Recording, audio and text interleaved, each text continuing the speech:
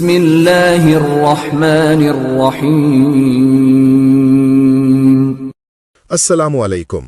آج ہم سورہ فاتحہ یعنی الحمدللہ کا لفظی ترجمہ یعنی ایک ایک لفظ کا الگ الگ مطلب بتانے جا رہے ہیں اور ویڈیو کے آخر میں اس سے جڑی کچھ اہم باتیں بھی جانیں گے۔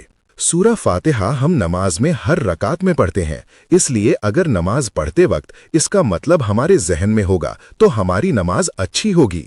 سورہ فاتحہ قرآن کی پہلی سورت ہے، اس میں 7 آیتیں ہیں۔ سب سے پہلے ہم فاتحہ کا مطلب جانتے ہیں۔ فاتحہ کا مطلب ہے افتتاح یعنی شروع کرنا، کھولنا، جیسے کسی کتاب کے شروع میں پریفیس یا پرستاونا ہوتی ہے جو کتاب میں سب سے پہلے ہوتی ہے۔ آئیے اب آتے ہیں لفظی ترجمے پر۔ اعوذ باللہ من الشیطان الرجیم، بسم اللہ الرحمن الرحیم۔ سب سے پہلی آیت ہے الحمدللہ رب العالمین۔ یہاں الحمد میں حمد کا مطلب ہوتا ہے تعریف یا تمام تعریفیں۔ للہ میں اللہ کے ساتھ لی لگا ہوا ہے جس کا مطلب ہوتا ہے لیے یعنی اللہ کے لیے۔ ربی رب سے بنا ہے جس کا مطلب ہوتا ہے پالنے والا۔ العالمین عالم یعنی جہان سے نکلا ہے اور عالمین یہاں عالم کی جمع یعنی بہو وچن پلورل ہے جس سے مطلب نکلتا ہے سارے جہانوں کا۔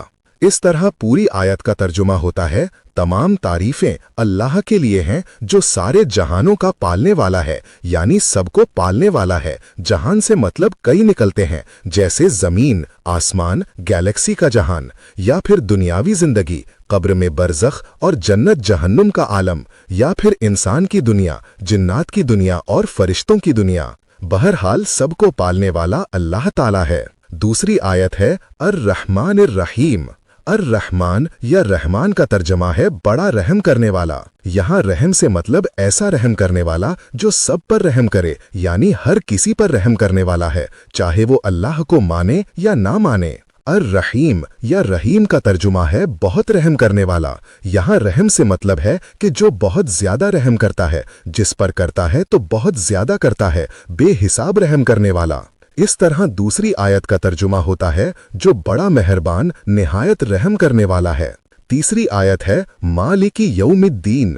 مالک کا ترجمہ تو مالک ہی ہے، یوم کا ترجمہ ہے دن، دین کا مطلب یہاں بدلہ یا جزا سے ہے۔ اس طرح پوری آیت کا ترجمہ ہوتا ہے بدلے کے دن کا مالک ہے۔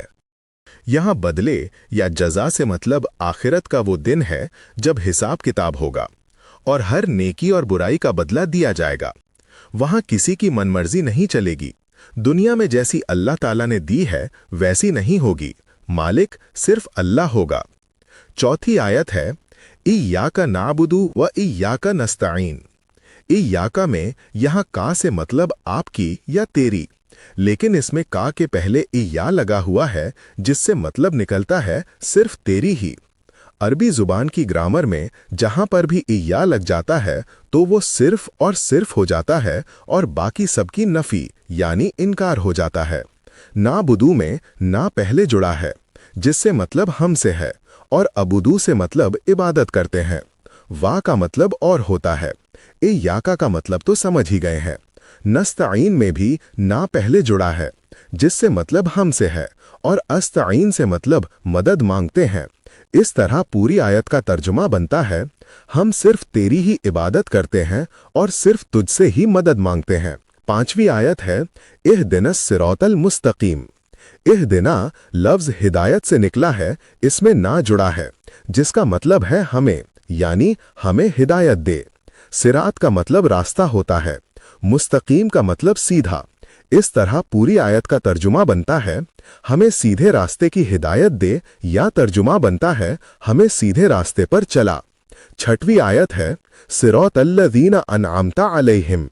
اس میں صراط کا مطلب راستہ ہوتا ہے، الذین کا مطلب ان لوگوں کا، انعمت کا مطلب انعام سے نکلا یعنی انعام دیا تو نے، علیہم کا مطلب ہوتا ہے ان پر۔ اس طرح پوری آیت کا ترجمہ بنتا ہے ان لوگوں کے راستے پر جن پر تیرا انعام ہوا۔ ساتویں آیت ہے غیر المغضوب علیہم ولا الضالین۔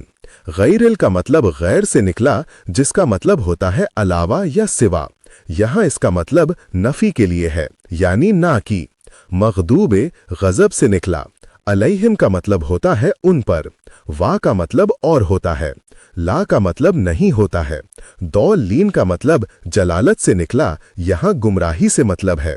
इस तरह पूरी आयत का तर्जुमा बनता है, ना कि उनका जिन पर तेरा गजब हुआ और ना उनका जो गुमराह हुए।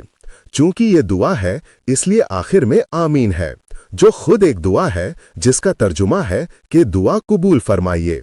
इसीलिए हर दुआ के बाद आमीन कहा जाता है कि जो दुआ मांगी गई उसे कबूल कीजिए। इसी तरह सूरह फातिहा में जो दुआएं मांगी गई वो सारी दुआएं कबूल कीजिए। सूरह फातिहा से बहुत सी बातें या सबक मिलते हैं, जिसमें से चंद हैं कि सूरह फातिहा कुरान को खोलने वाली है, अल्लाह का तारुफ यानी इंट्रोडक्शन कराती है कि अल्लाह ताला कौन है, सारे जहानों को पालने वाले हैं, हिसाब किताब के दिन के मालिक हैं। जब बंदा सूरह फातिहा पढ़ता है तो अल्लाह ताला बंदे को जवाब देता है। जब बंदा कहता है अल्हम्दुलिल्लाहि रब्बिल आलमीन तो अल्लाह ताला जवाब में कहते हैं बंदे ने मेरी खूबी बयान की। जब बंदा कहता है अर्रहमानिर रहीम तो अल्लाह ताला जवाब में कहते हैं बंदे ने मेरी तारीफ की। जब बंदा कहता है इय्याका नअबुदु व इय्याका नस्तईन तो अल्लाह ताला जवाब में कहते हैं ये मेरे और मेरे बंदे के दरमियान है, यानी बंदे की इबादत करना मेरे लिए है और मदद मांगना बंदे की जरूरत है, जो चाहेगा दिया जाएगा।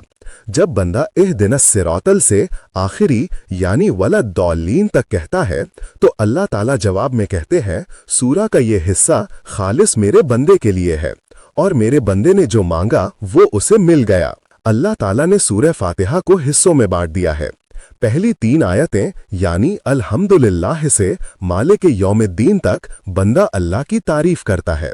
चौथी आयत इय्याका नअबुदु व इय्याका नस्तईन में अल्लाह और बंदे के बीच एक अग्रीमेंट है कि बंदा तौहीद पर कायम रहेगा, यानी सिर्फ अल्लाह की इबादत करेगा और सिर्फ अल्लाह से मांगेगा। 5वीं आयत से यानी इहदिनस सिरातल से आखिरी तक दुआ है। अल्लाह ताला ने बंदे पर नहीं छोड़ा कि क्या मांगना है, वरना बंदा छोटी चीज मांग लेता। यहाँ सही रास्ते पर चलाने और गजब और गुमराही के रास्ते से बचाने की दुआ मांगी गई है, जिससे हमें दुनिया और आखिरत की कामयाबी मिलेगी। अल्लाह ताला ने हमको उस रास्ते की दुआ बताई जिस पर अल्लाह ताला का इनाम हुआ। इनाम याफ्ता 4 तरह के होते हैं। पहले पैगंबर जो हमेशा ही शरीयत पर रहते हैं, दीन का काम करते रहते हैं। दूसरे सिद्दीकीन यानी ऐसे लोग जो सच व हक बोलते हैं और उस पर अमल भी करते हैं, खास तौर पर ऐसे उलमाए किराम जो अमल पर हों। तीसरे शोहदा यानी अल्लाह के रास्ते में जो शहीद हो गए। और चौथे सौलेहीन यानी नेक मुसलमान। हमको ऐसे इनाम याफ्ता लोगों के रास्ते पर चलना चाहिए। अल्लाह ताला ने 2 रास्ते ऐसे बताए जिन पर नहीं चलना है, चाहे वो देखने में इनाम याफ्ता जैसे लगे, हकीकत में वे सही रास्ते से भटका देंगे।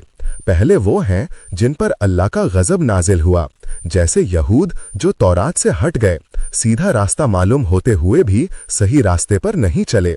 दूसरे वो हैं जो सही रास्ते से गुमराह हो गए, जैसे नसारा यानी ईसाई जिन्होंने इंजील में फेर बदल कर लिया और अब उन्हें सही रास्ता मालूम ही नहीं और वे गुमराह हो गए। इस तरह से अल्लाह ताला ने हमें पूरी हिदायत के रास्ते बता दिए, यानी प्रॉपर गाइडेंस कर दी कि किस रास्ते पर चलना है और किस रास्ते से बचना है। सूरह फातिहा की बहुत सी फजीलत हैं। अगर हम सूरह फातिहा पढ़कर या पानी पर दम करके जादू टोने, बीमारी, दुख तकलीफ दूर कर सकते हैं, यहाँ तक कि जिन्न तक उतार सकते हैं। अल्लाह ताला हमें सीधे रास्ते पर चलने की तौफीक अता करे, आमीन। उम्मीद है कि आपको ये वीडियो पसंद आया होगा। वीडियो अच्छा लगे तो इसे लाइक, शेयर और हमारे चैनल को सब्सक्राइब जरूर कर लीजिए ताकि अगली वीडियो आप तक सबसे पहले पहुंच सके।